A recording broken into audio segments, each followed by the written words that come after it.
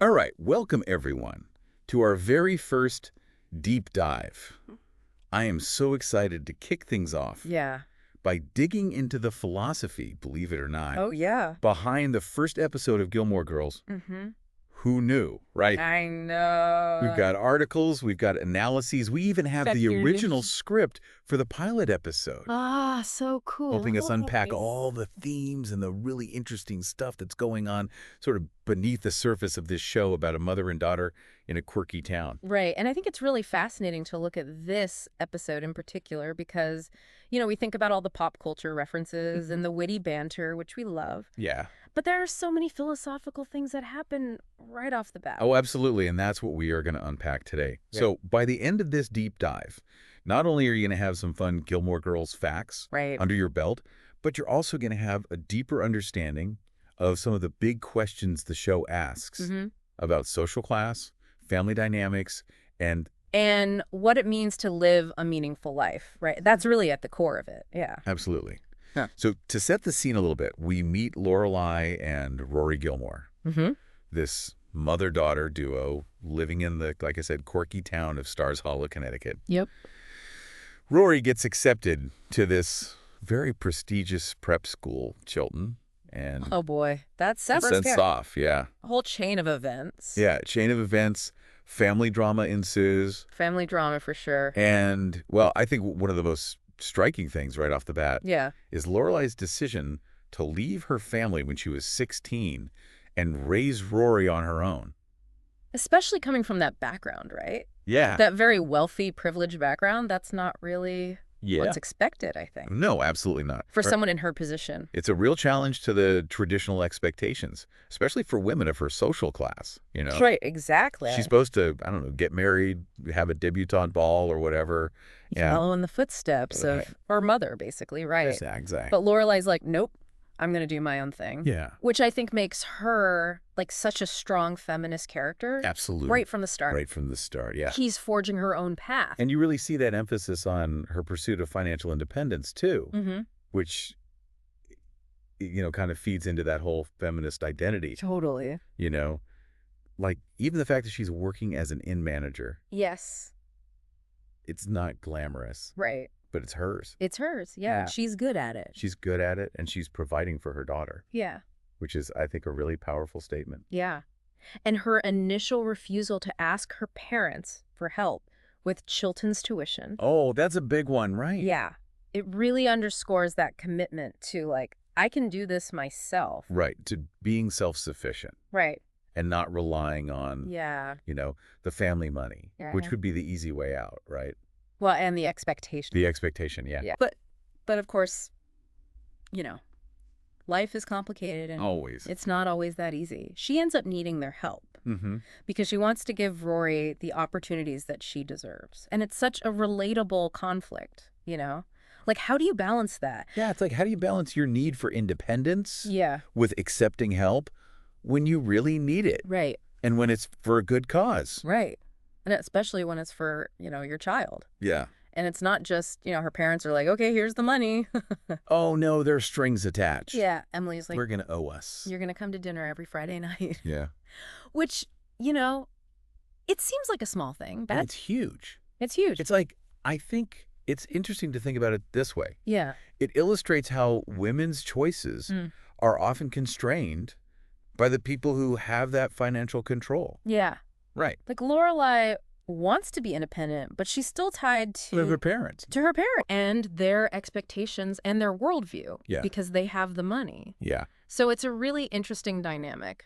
And speaking of those Friday night dinners, I mean, Oh, yeah. after the first one, Lorelai describes it in a pretty striking way. She's like, I had a flagellation to go to. What a word, right? All right. Flagellation. I mean, if we want to get like really like dictionary definition here, Yeah. it means like a severe whipping, often used as a punishment. Right. So she's obviously not talking about a literal whipping. Oh, no. But she's using this really intense language to emphasize just how emotionally draining these dinners are. It's going to war. Like a battle. It's a battle, yeah. And it reveals, I think, the power dynamics that are at play between Lorelai and her parents. Absolutely. And the conflict. Like, she is still After all these years, carrying around so much baggage. Yeah. From how she was raised and how she feels like she was treated and all that. And so I think... And it all comes out in those dinners. Yeah. Oh, absolutely. Yeah. And it all comes out in one word. One word. Flagellation. You know, I think it's interesting to think about a time when you had to be somewhere, like a family event or something. Like a work thing. A work thing, even. Where you just felt like... Or like, you know how Lorelai talks about Stepford wives? Yes. You know, it's giving that vibe. Totally. Like having to put on this perfect facade and pretend you're happy when you're actually dying inside. Yes, exactly. Like, have you ever had to put on that Stepford wife smile? All the time. Lorelai's using, you know, very strong language. Yeah. But we've all felt that pressure cooker atmosphere. Absolutely. Right. Like being judged, having to defend your choices. All the time. All the time, exactly. And I think that really highlights the contrast between Lorelai and her mother, Emily, because... Such different views. Yeah, they have such different views of the world. Yeah. Emily is very much representing like that traditional, old school view of womanhood. Yeah. You know, appearances, social approval, you know, all of that. Like the whole package. Yeah, the whole package. And I think that really comes through in how she hosts those dinners. Absolutely. Right. Like everything has to be perfect. Everything is meticulously planned. Yes. And executed. Yes. It's all about like upholding this image of perfection and status. Status, wealth, you know. Yeah. And she even, you know, judges Lorelai for her choices as a single mother. Constantly. Like every chance she gets, she's throwing little digs in there. Yeah. About Lorelai's life choices. Yeah, she can't help herself. It's who she is. It's how she was raised. Yeah, it's her worldview. It's like, this is the way things are supposed to be. Yeah, exactly. And it's so interesting to see that juxtaposed with Lorelai's much more like free-spirited, modern independent view of what it means to be a woman. And how that plays out, right, with how they view Rory's future. Because that's a big one. It's like for Emily, Chilton is a stepping stone to Harvard or Yale or, you know. An Ivy League school, which leads to... Yeah, it leads to... a successful, high-paying career. Yes. Marriage to a wealthy man. Yeah. All the things that she values. All the things that Emily values, right. Yes. Like, she's already planning out Rory's life. Exactly. In a very specific way. Yeah. And it's all about status and achievement. Right. And it's so interesting how Lorelai and even Rory herself seem to have this very different view of education. Right. Like, it's not just about, like, the end goal of, like, getting a fancy job and making a lot of money. Yeah. It's about, like...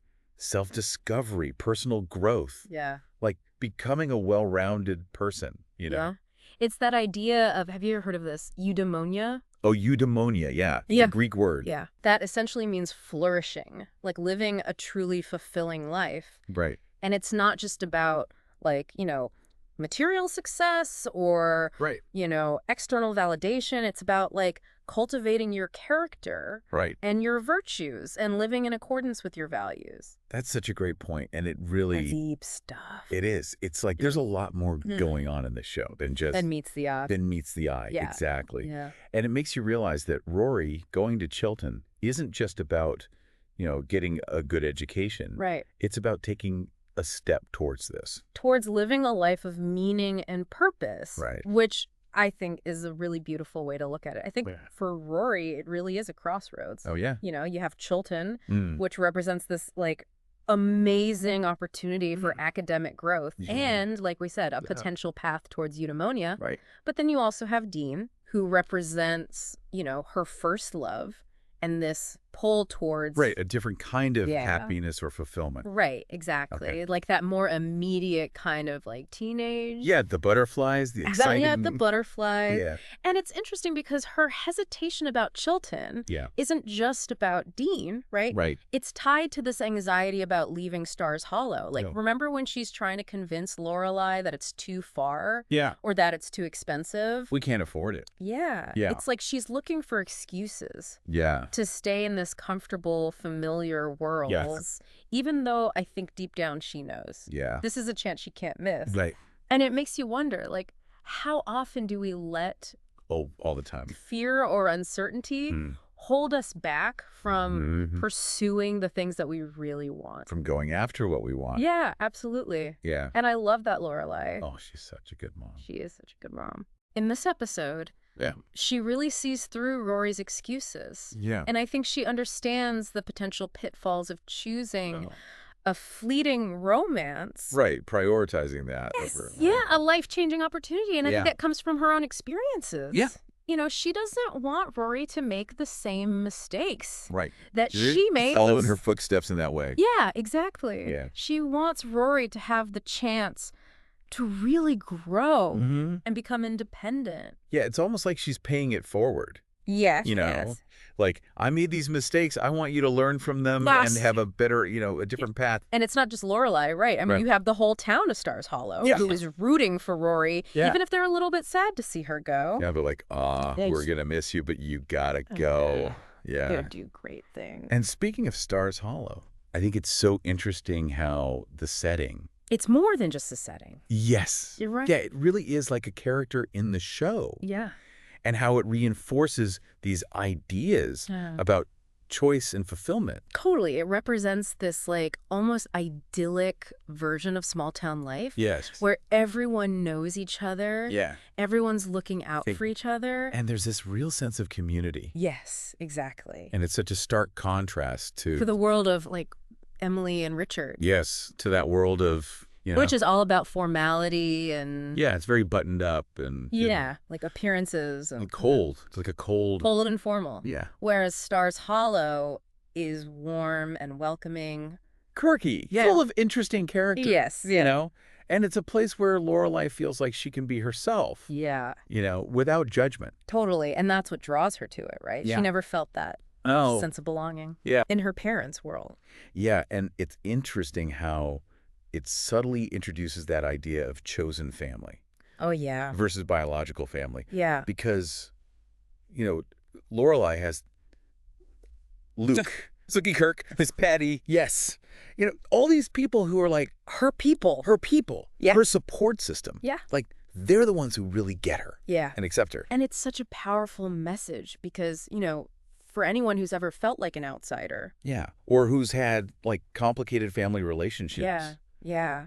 Yeah. It's like you can find your own family, yeah. And it doesn't have to be blood. Exactly. It's about the people who you choose to surrender yourself with. Yeah. The people who love and support you. And I think that was a key part of... Eudaimonia. Yeah. Like finding your tribe. Yeah. The people who encourage you to be your best self. Yeah. And who celebrate your accomplishments. And who celebrate you. Yeah. Even your failures. Like, they're there for it all. They're there for the ride. Yeah. And I think Aristotle even talked about this. Oh, really? Yeah, he believed that humans are, like, inherently social creatures.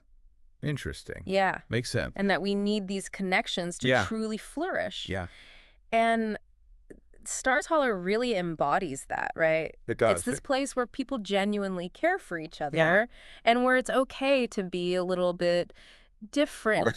Quirky, yeah. Like, your quirks are celebrated, not judged. Yeah, not like, hidden away. It's like, come as you are. Come as you are. Yeah. So it's not just about finding your people, but it's also about finding a place where you can be yourself. Absolutely. And Lorelai found that in Stars Hollow.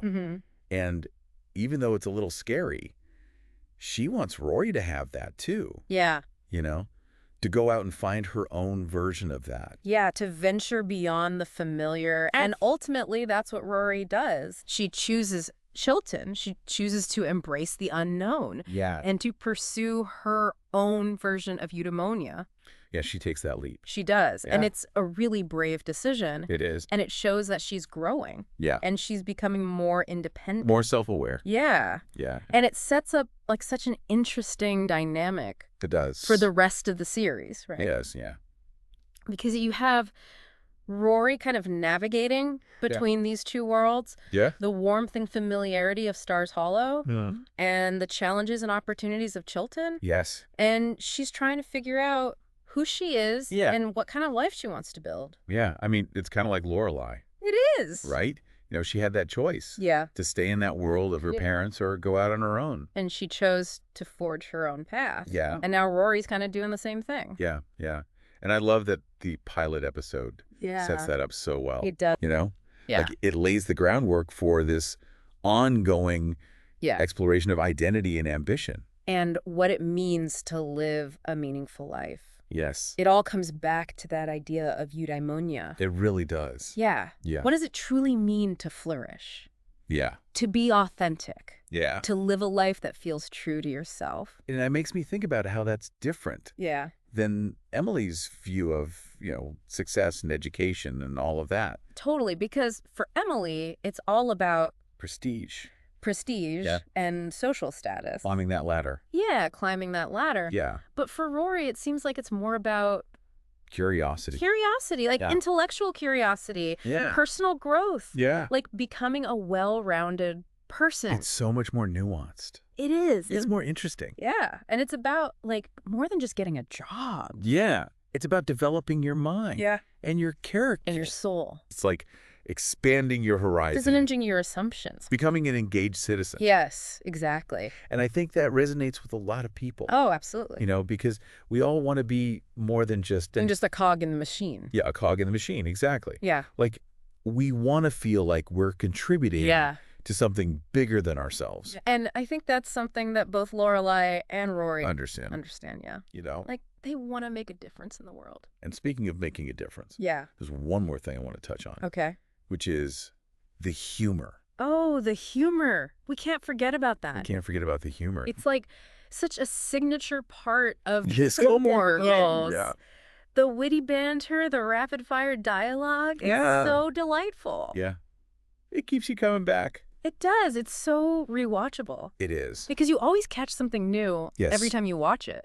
And it's not just about making us laugh. Right. There's a deeper purpose to it. Yes. It's a way for the characters to like cope with difficult situations. Yeah. To deflect from uncomfortable truths. Yeah. And to bond with each other through shared laughter. It's like this beautiful like coping mechanism. Yeah. And Lorelai is like the queen of that. Oh, absolutely. She's like a master of using humor as a shield. Yeah, like remember when she's trying to distract Rory from her Chilton anxieties? And she just goes on this hilarious rant about high school. It's so funny. It's so funny. And it's so Lorelai. It's so Lorelai. Yeah. Yeah, she's like, she's trying to make light of it, but it's also her way of processing her own anxieties. Yeah. Rory growing up and leaving. Yes, exactly. Like she's not ready to let go. Oh. But she's also trying to be strong for Rory. Yeah. And I think that's like such a relatable thing, right?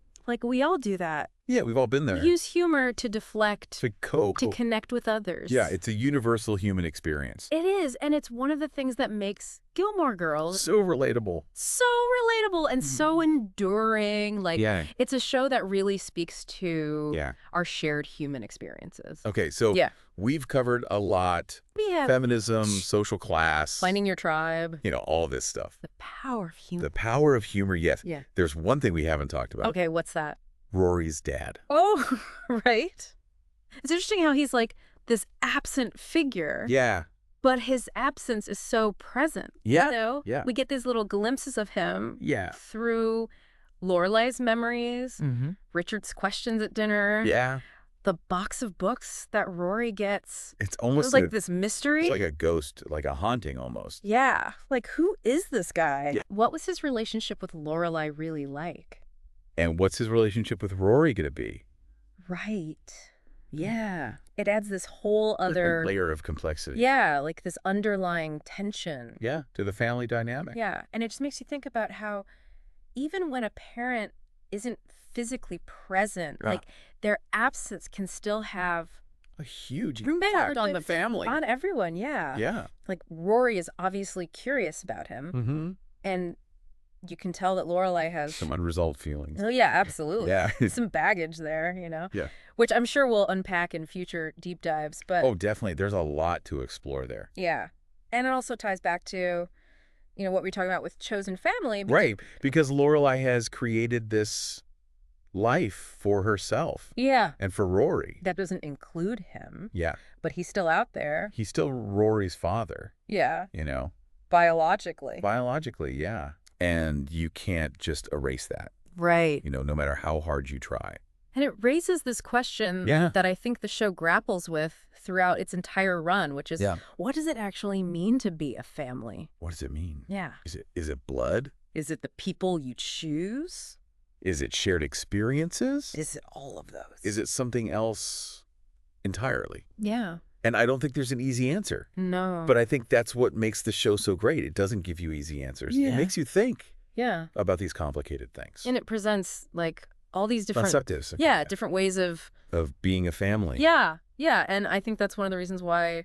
people love it so much. People love Gilmore Girls. Yeah. Yeah. Because it's, you know, it's relatable. It feels real. Yeah, it feels real, and it's funny. And it's heartwarming. Yeah, it's heartwarming. And it's thought-provoking. Yes. It makes you laugh. It makes you cry. Makes you think. Yeah. Sometimes all at the same time. Yeah, all within the same scene. Yeah, exactly.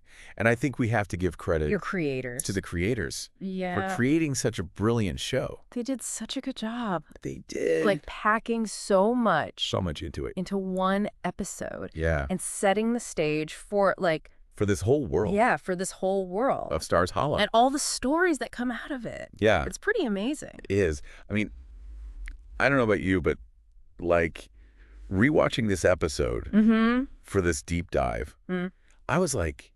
you notice things. You notice so many things. You didn't see before. That I didn't see before, Yeah. I mean, it's so well written. The dialogue is so sharp. Like, characters are so complex. And they're all these little... nods to philosophy and social commentary. It's like, it's really a masterclass. It is. In storytelling, I think. Yeah, I agree. You know? And I think what we can take away from this is that even in those seemingly mundane moments. Yeah, like everyday life. Yeah, everyday life, there's always something deeper to be discovered. There's always something more. Yeah, a hidden layer of meaning. Yeah. You know? And I think that's what makes life interesting. Totally. And I think that's what makes Gilmore Girls so interesting. Yeah. So, as we wrap up our first ever deep dive, I want to encourage all of you to think about. Yeah, what really resonated with you? What sparked your curiosity? What questions are you still thinking about? What insights did you gain about yourself? About family, about life. About what it means to live a meaningful life. Yeah, and share your thoughts with us. Yeah, continue the conversation. Yeah. And, you know, most importantly, keep exploring the world with that same... curiosity. Yeah, that Lorelai and Rory bring to Stars Hollow. Because just like Stars Hollow, life is full of surprises. Yes. And hidden depths. And quirky characters. Yeah. So thank you for joining us on this deep dive. Yeah, thanks for being here. We'll be back soon with another adventure in knowledge and entertainment. We'll see you next time. Bye, everybody.